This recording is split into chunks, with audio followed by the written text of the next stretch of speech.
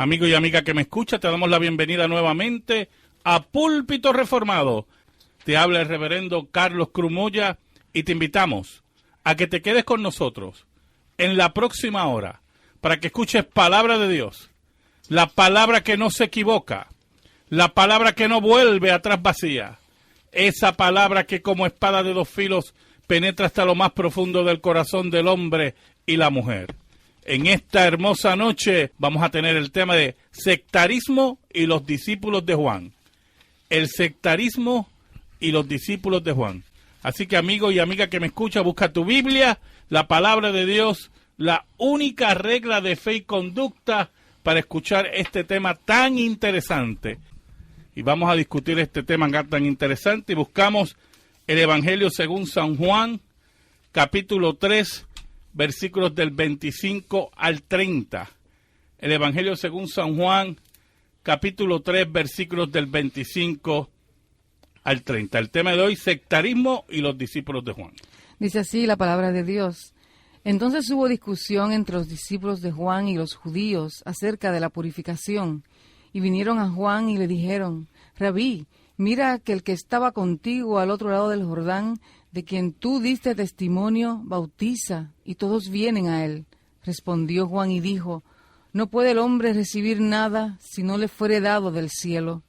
Vosotros mismos me sois testigos de que dije: Yo no soy el Cristo, sino que soy enviado delante de él.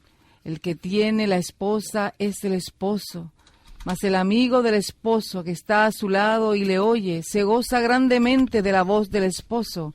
Así pues, mi gozo está cumplido.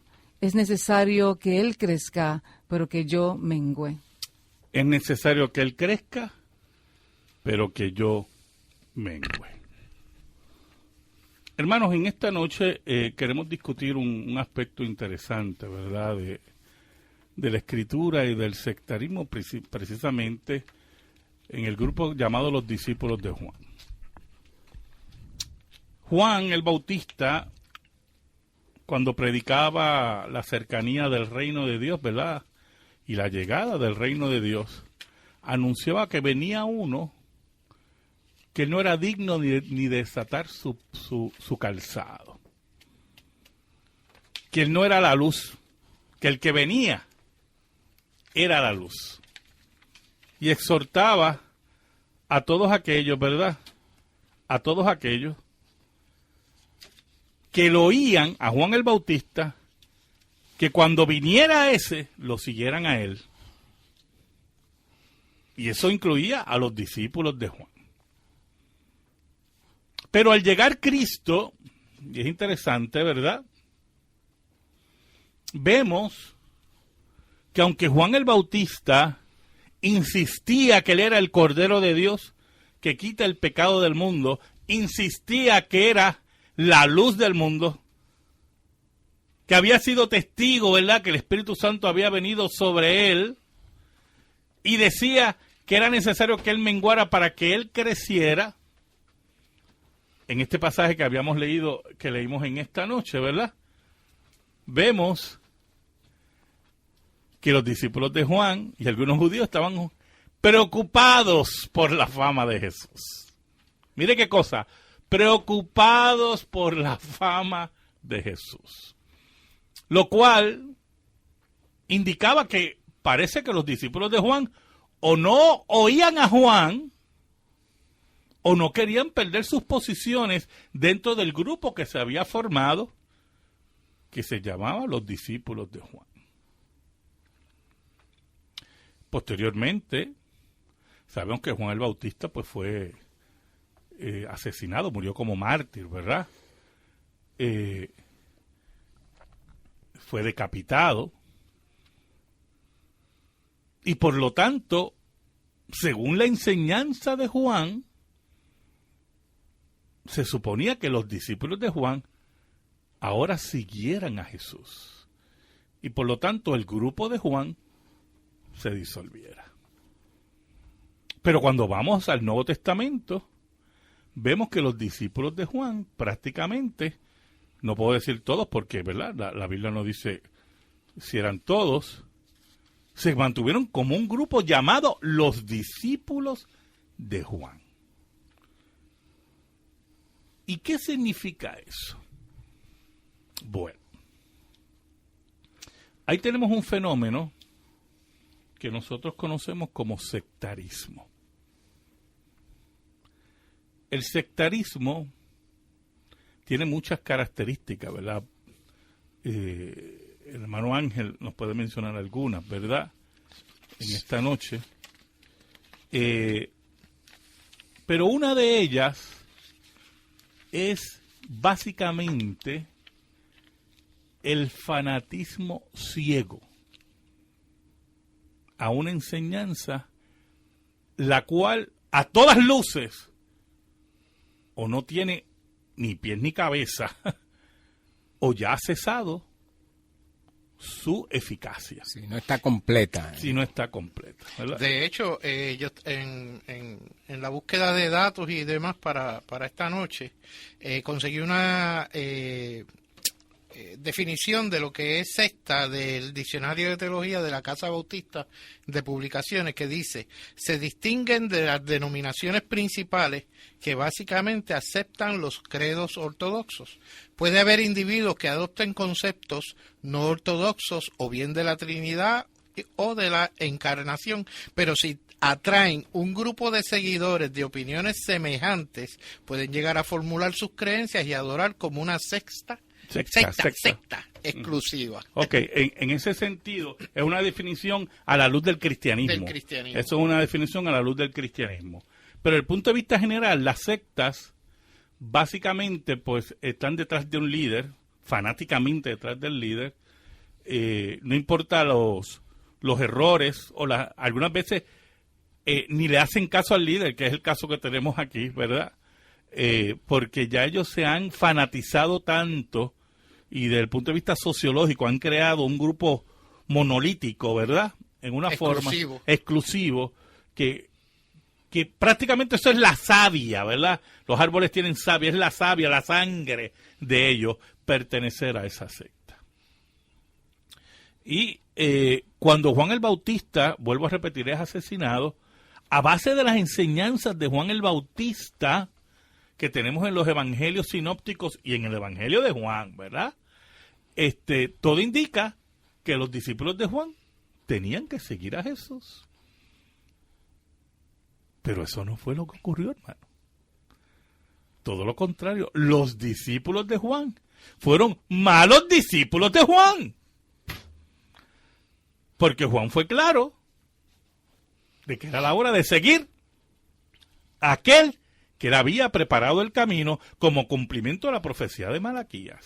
Y que eso señala con cualidades de un verdadero profeta, cualidades de un verdadero pastor, cualidades de un verdadero líder cristiano. Que es que no pongan sus ojos en él. Exacto. Así como la ley señalaba a Cristo, los profetas también señalaban a Cristo, y el pastor y el líder tiene que señalar a Cristo, porque él también tiene que seguir a Cristo. Por eso es que dice la Escritura que la ley y los profetas eran hasta Juan, porque todos los profetas que profetizaron de Cristo era hasta Juan. ¿Por qué hasta Juan? Porque entonces aparece Cristo. Exacto. Al aparecer Cristo, ¿verdad? Es el cumplimiento de las profecías de esos profetas. Ahora, vamos a ver varios pasajes donde vamos a comprobar, ¿verdad?, la presencia de los discípulos de Juan en el mismo ministerio de Cristo. En el mismo ministerio de Cristo. No sé si Andrés puede leer uno de ellos en esta noche, una de las citas, que sería interesante ver, ¿verdad? Mateo 9:14. Mateo 9:14, a los amigos que nos están escuchando por radio, vamos a buscar esa cita y vamos a ver, ¿verdad?, cómo se comportaban estos discípulos de Juan. Mateo 9:14. Hay una cita en Juan que es sumamente interesantísima. Pero vamos a empezar con Mateo 9:14. Dice, entonces vinieron a él, es decir, a Cristo, los discípulos de Juan. Los discípulos de Juan van donde Cristo. Ya Juan el Bautista había muerto. Ya Juan el Bautista había terminado su ministerio. Y todavía hay un grupo que se llama los discípulos de Juan. Continúa. ¿por qué nosotros y los fariseos ayunamos muchas veces y tus discípulos no ayunan? Mire qué interesante, hermano. Ese pasaje es muy interesante. Número uno, porque Juan llevó un mensaje que atacaba el fariseísmo. Atacaba el fariseísmo. Generación de víboras, le llamamos a Juan, ¿verdad?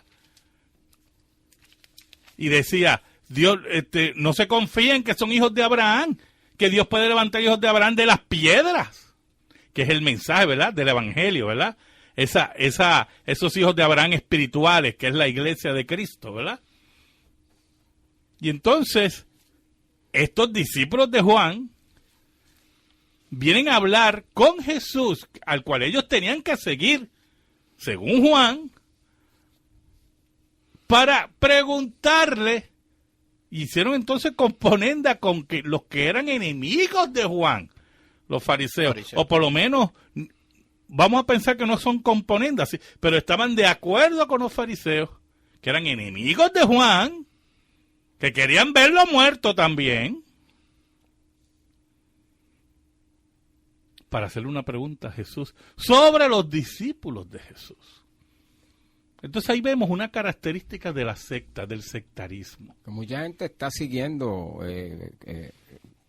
ampliando lo que acabas de decir, o sea, siguiendo al profeta, pero no lo que dice el profeta. Exacto. Están siguiendo al hombre. Están siguiendo al hombre. Al hombre. Y entonces, que era lo mismo que decía Cristo de los fariseos.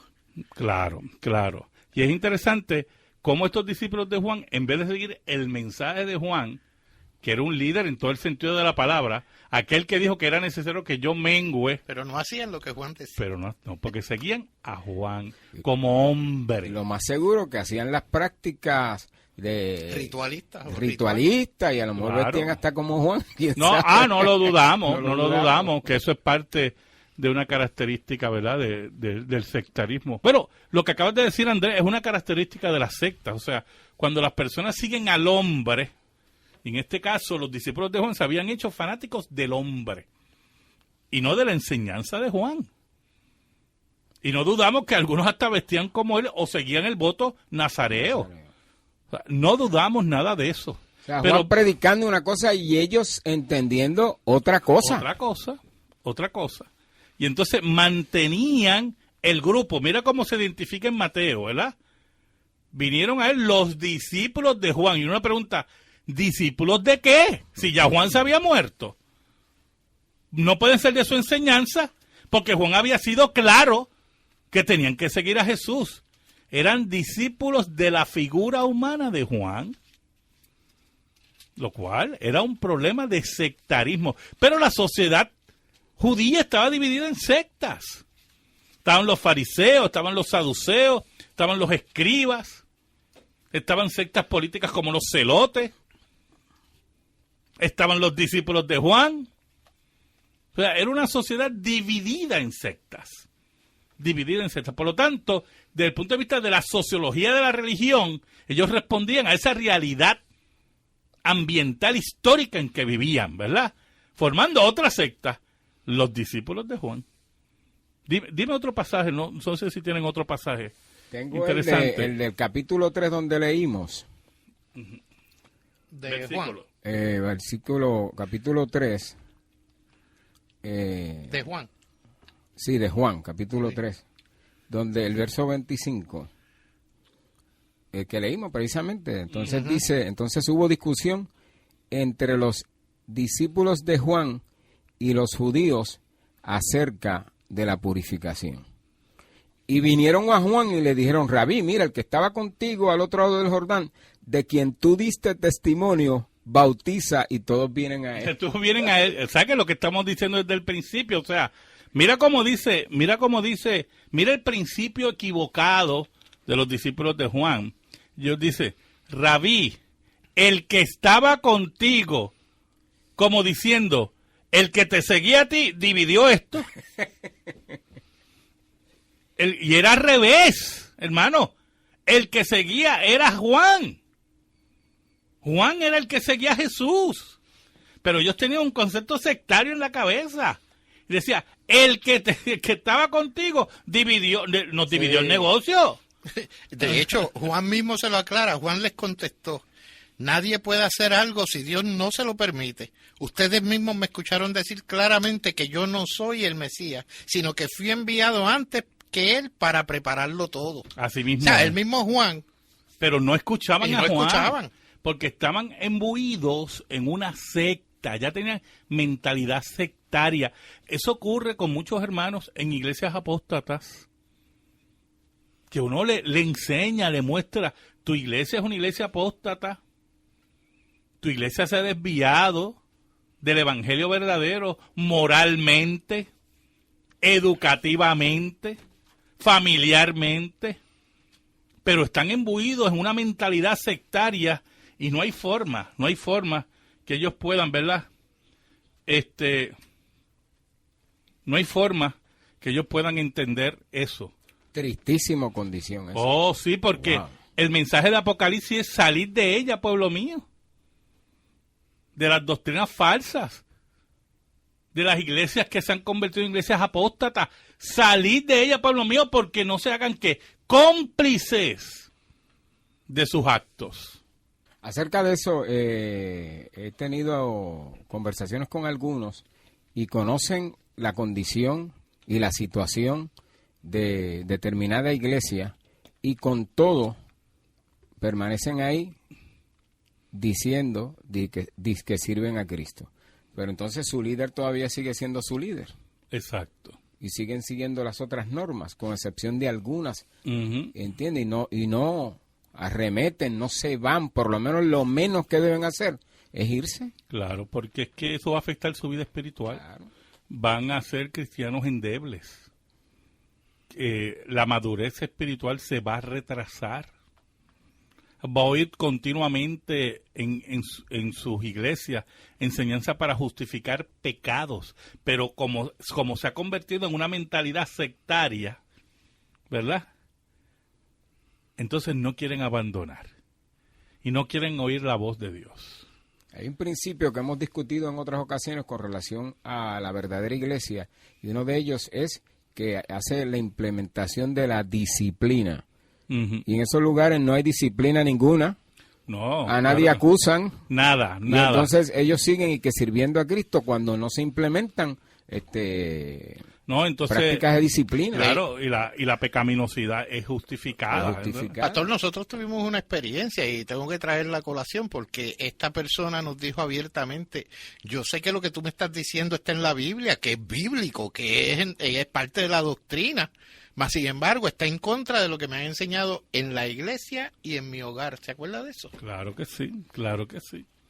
Entonces uno se pregunta, ¿hasta dónde? O sea, oiga, como yo dije en algún momento de la definición que leí, se constituye la secta entre varias cosas que hemos dicho, porque hay seguidores de ese que dijo, esto es así. Claro. Si no hubiese esos seguidores, porque estamos instruidos, porque estamos leyendo, porque estamos escudriñando la palabra, automáticamente la secta no puede surgir como tal, o no debe surgir, porque siempre va a haber quien siga a este tipo de personalidades. Claro, y por eso es que muchas veces cuando hablamos de sectarismo, pues tocamos algunas áreas sensibles de las personas, ¿verdad? Muchas personas han sido criadas en esas iglesias y les duele salir, se le hace difícil salir. Sí, porque hay lazos de afecto. Sí, familia, hermanos de muchos años, pero lamentablemente, hermano, su fidelidad es a Jesucristo. A Jesucristo. No hay ninguna institución que le ha dado la espalda a Cristo y ya se convirtió, lo que dice Apocalipsis, sinagoga de Satanás. Y si ya es sinagoga de Satanás, como iglesias que ya aprueban el aborto, iglesias que aprueban la ordenación de homosexuales y lesbianas, iglesias que no condenan la fornicación, iglesias que no creen en la historicidad de la Escritura, ni los milagros, no creen en el nacimiento virginal. Eso no son iglesias, son sinagogas de Satanás. Pero entonces se le hace difícil a las personas porque crean una mentalidad sectaria. Y en vez de seguir a Jesús, siguen la institución, Pero la institución no salva a nadie. El que salva es a Jesús. Y Jesús es el que dice, salid de ella, pueblo mío. Hay otro pasaje de los discípulos de Juan. No quiero el de Hechos, porque ese es lo que vamos a dejar para lo último, ¿verdad? No sé si tienes otro pasaje. En ese sentido, claro, sí, los otros son paralelos de los evangelios sinópticos. O sea, vemos la presencia de los discípulos de Juan. Y en pocas palabras, rebeldes a la enseñanza de Juan. Y por cierto, rebeldes a Cristo también. Muchas veces, muchos de ellos posiblemente tenían posiciones en el grupo y sabían que si se unían a Cristo iban a perder sus posiciones porque Jesús iba a escoger a sus discípulos y a sus apóstoles. Otro era el líder. Claro, otro era el líder. Así Exacto. que ellos no venían ya. Así que, y esto es muy importante, muy importante. Vamos a pasar a la sección de la pregunta religiosa. Lamentablemente hay muchas preguntas y no vamos a poder contestarla toda. Tengo una llamada, un anónimo en Bayamón, que pregunta que si ser fanático es una cualidad natural en el hombre. Sí, es una cualidad natural en el hombre. Lamentablemente, como el hombre está en pecado, su fanatismo muchas veces va a ser pecaminoso. Y en todas las áreas, en la religión, en los deportes, la gente mata por los deportes, es una cosa tan increíble. El balompié, ¿cuánta gente nos han matado por el balompié? El fanatismo. Así que imagínense. El único fanatismo que se justifica es el fanatismo a Cristo, porque Cristo es Dios. Fuera de Cristo, imagínense. Usted tiene que ser fanático del único que debe ser, que es Dios, ¿verdad? Así que... La máquina más grande de hacer ídolos es el ser humano. Como decía Calvino, ¿verdad? Calvino. Así mismo es. Así que sí, es una... ahí tengo otra pregunta, hermano Rubén de Río Piedras. Él pregunta que si es lícito o no aceptar ofrenda de dinero mal habido. ¿Qué tú dices, Andrés? Como sabemos, la ley de Moisés dice que eso no es posible. No se puede recibir. Eso no se puede recibir. Sí, dinero por producto póngale, de la mafia, o dinero producto de la prostitución, como alguien o de la borita. Que venga a venderte algo robado que tú sabes y lo vas a comprar. Pero no. Ahora, escuche bien. Si usted no sabe de dónde viene el dinero, solo sabe el Señor, ¿verdad? Llega un día, usted llega a la iglesia y allí hay un sobre con dinero y es anónimo. Usted no se va a ponerle a hacerle pruebas al dinero a ver de dónde vino, ¿verdad? Porque no va a poder. Es que se sepa de dónde viene y se supone que moralmente nosotros rechacemos ese dinero. Cuando usted está consciente de que el dinero es mal habido, pues ya sabe que tiene problemas con el Señor. Así mismo es. Tengo otra pregunta aquí. Es que son muchas, hermano. No voy a poder contestarlas todas, ¿verdad? Lamentablemente, ¿verdad? Tengo una de Iván Medina, de Ponce, que pregunta si el capítulo 17 de Apocalipsis, si se refiere a lo que describe a la Iglesia Católica. Mira, hermano, yo voy a tratar de contestarle esta pregunta lo más apretado posible. Cuando Apocalipsis fue escrito y los cristianos del primer siglo leían Apocalipsis, no pensaban en la Iglesia Católica. Porque la Iglesia Católica, como la conocemos hoy, católica romana, no existía. Ellos pensaban, cuando veían Apocalipsis 17, ¿en quién? En Roma, el imperio. Que era el que lo estaba persiguiendo y matando. Y la gran bestia para ellos era ¿quién? El César, los Césares. Porque el libro de Apocalipsis es un libro de consuelo. Y que ellos leían en Apocalipsis que aunque hubiera ese poder que ellos identificaban con Roma, ¿verdad? Cristo al final iba a triunfar. ¿Y qué pasa? Apocalipsis es un libro de consuelo y es un libro, mire, dinámico. ¿Qué yo quiero decir con que es un libro dinámico? Bueno, que cuando los reformadores leían Apocalipsis y los que eran quemados por la Iglesia Católica Romana en el siglo XVI y morían en hoguera, ¿qué veían en Apocalipsis 17? La Iglesia Católica. ¿Por qué? Porque es un libro de consuelo y ellos veían que esa que los perseguía y los mataba, Cristo la iba a destruir a la larga. Que esa tenía las mismas cualidades igual que los emperadores. Exacto, y se acabó. Hoy, Apocalipsis 17, posiblemente parte usted la puede identificar con la Iglesia Católica, pero también tiene que meter en el mismo barco al protestantismo apóstata, ¿oyó? los protestantes que niegan el nacimiento virginal, que niegan la moralidad bíblica, que apoyan el aborto, esos también son la gran ramera, ¿oyó? Y eso nosotros lo tenemos que entender también. Porque es un libro dinámico. Y aunque usted ve avanzando toda esa mentira y el matrimonio gay y el aborto, usted diga, wow, ¿hasta dónde vamos a llegar? La Biblia dice en Apocalipsis que Cristo al final va a triunfar. Vamos a ganar. Sí, ¿cómo? Muy bien. ¿Qué dice? Mire, ya yo leí el final del libro. ¿Usted sabe lo que dice? Que nosotros vamos a ganar. Así que tenemos que ver Apocalipsis de esa forma, ¿verdad? Como un libro dinámico todo el tiempo. Tengo otra pregunta y va a ser la última porque se nos va el programa en preguntas, ¿verdad? Del hermano Raúl López de Bayamón, ¿verdad? Él nos pregunta si Cristo murió por todo el mundo o por la iglesia. Cristo murió por los elegidos, hermano.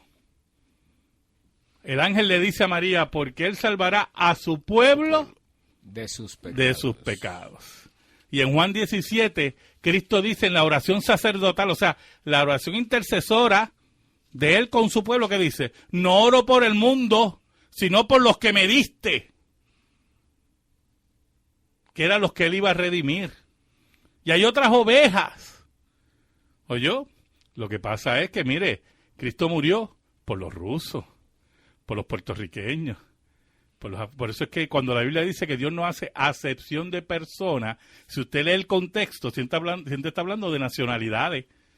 O sea, Cristo no murió solamente por los judíos, y solamente Él murió, mire, por todos los salvos de todas las naciones que han sido escogidos. Sin distinción. Sin distinción. Sin distinción. Y eso es lo que dice la Escritura. Porque de ser sin excepción, todos serían salvos. Así mismo es. Así mismo es. Cristo pagó ya. Ya pagó. Sí, porque Cristo es nuestro sustituto en la cruz. Y eso significa que la deuda fue saldada. Y cuando una deuda es saldada, no hay que volverla a cobrar. Y Cristo saldó nuestra deuda en el Gólgota. Siguiendo con este tema del sectarismo de los discípulos de Juan, hay un pasaje que queremos usarlo como colofón en esta noche, ¿verdad?, de nuestro programa, que se encuentra en Hechos 19, donde hubo un encuentro del apóstol Pablo con los discípulos de Juan. Pero antes de leer ese pasaje, es interesante que veamos hasta dónde el alcance que tuvo los discípulos de Juan. Juan. Porque no solamente Cristo está en un ministerio de 3 años y medio. 3 años y medio. Y la secta de los discípulos de Juan se mantiene, sino que Cristo muere en el Gólgota, resucita el tercer día, viene Pentecostés, la iglesia es fundada, los discípulos empiezan a predicar, son perseguidos, son llamados los que trastornan al mundo, que se dan a conocer en todo lugar, y todavía la secta de los discípulos de Juan se mantiene. Mire qué cosa increíble. Cómo esa gente no escuchó a los discípulos de Juan. En ningún momento no escuchaban a Juan, que decían que tenían que seguir a Jesús. Y así es la fuerza del sectarismo. A tal nivel es la fuerza del sectarismo que te lleva a darle espaldas a Dios. Te lleva a darle las espaldas a su escritura, a la palabra eterna de Dios. Y personas por guardar posiciones, por sentimentalismos religiosos antibíblicos, se mantienen en iglesias apóstatas, en sectas apóstatas. No obedecen la voz de Dios, no obedecen la escritura y continúan en ese mal que va destruyendo sus vidas, su vida cristiana, y no dan el paso de valor que tenían que dar. Y los discípulos de Juan mantenían ese sectarismo. Y vamos a leer el pasaje. ¿Dónde se encuentra, Andrés? Hechos 19. Versículos. Del 1 al 3. Hechos 19, hermanos, vamos a buscar Hechos 19, versículos del 1 al 3, todos los hermanos que me escuchan y tienen sus Biblias, ¿verdad? Hechos 19, del 1 al 3. ¿Cómo dice? Aconteció que entre tanto que Apolos estaba en Corinto, Pablo, después de recorrer las regiones superiores, vino a Éfeso y hallando a ciertos discípulos, les dijo, ¿recibisteis el Espíritu Santo cuando creísteis? Y ellos le dijeron, ni siquiera hemos oído si hay Espíritu Santo. Escucha lo siguiente, hermano. Estos eran discípulos de Juan, que habían oído a Juan decir que viene uno que viene a bautizar con Espíritu Santo y fuego. Mire esto, mire hasta dónde había llegado el sectarismo de obviar la predicación teológica de Juan. El contenido teológico. Juan fue claro, yo bautizo en agua. Pero viene uno, y ese es el poder del sectarismo, del fanatismo elimina antibíblico. El mensaje, corta el mensaje. Mire, ahí se menciona a un personaje, Apolo, ¿verdad? Y Apolo fue encontrado predicando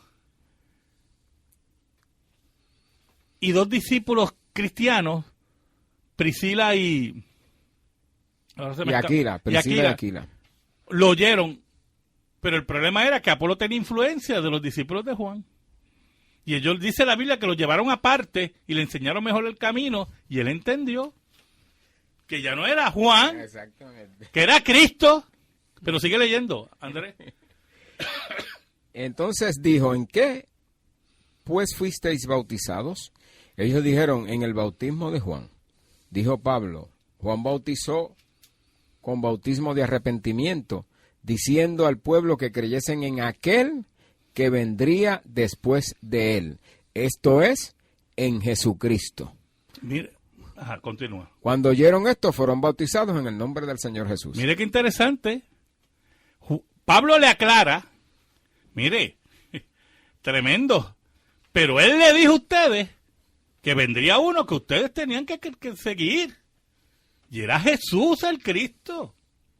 Y allí fueron y creyeron en Jesús. O sea, pero mira el poder del sectarismo, que esa secta trasciende